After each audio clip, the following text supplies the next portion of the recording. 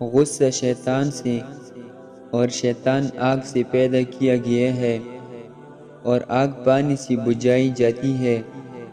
اور جب تم میں سے کوئی غصہ ہو تو اس کو وضو کر لینا چاہیے۔ بہت جلد قبول ہونے والی دعا یہ ہے کہ انسان کسی غیر موجود کے لیے غائبانہ دعا کرے۔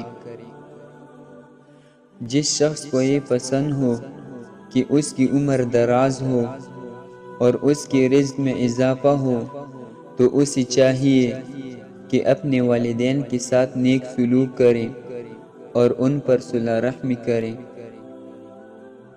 کسی شخص کے دل میں ایمان اور حسد اکٹھے نہیں رہ سکتے۔ انصاف کی ایک گھڑی سالوں کی عبادت سے بہتر ہے۔ جو شخص اللہ سے ڈرتا ہے وہ بدلہ نہیں لیتا۔ اپنی کمائی پاک رکھو، تمہاری دعا قبول ہوگی۔ کھانے کا گرا ہوا ٹکڑا دسترخوان سے اٹھا کر کھانا اولاد میں خوبصورتی پیدا کرتا ہے، رزق میں برکت پیدا کرتا ہے اور تکبر ختم کرتا ہے۔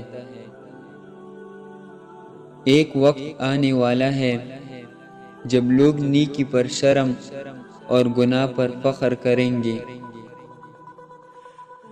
اللہ تعالیٰ ایسے شخص کو اپنے عرش کے سائے میں جگہ دے گا جس نے تنہائی میں اللہ کا ایسا ذکر کیا کہ اس کے آنسو جاری ہو گئے۔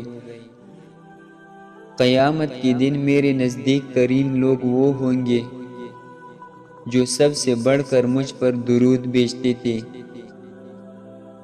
صرف 3 جگہ پر جھوٹ بولنا جائز اور حلال ہے۔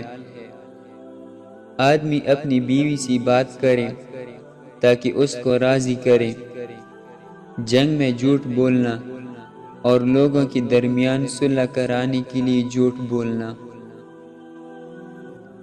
3 آدمی ایسے ہیں جنہیں اللہ تعالیٰ روز قیامت میں دیکھے گا بھی نہیں: والدین کا نافرمان، مستقل شراب پینے والا اور احسان جتانے والا۔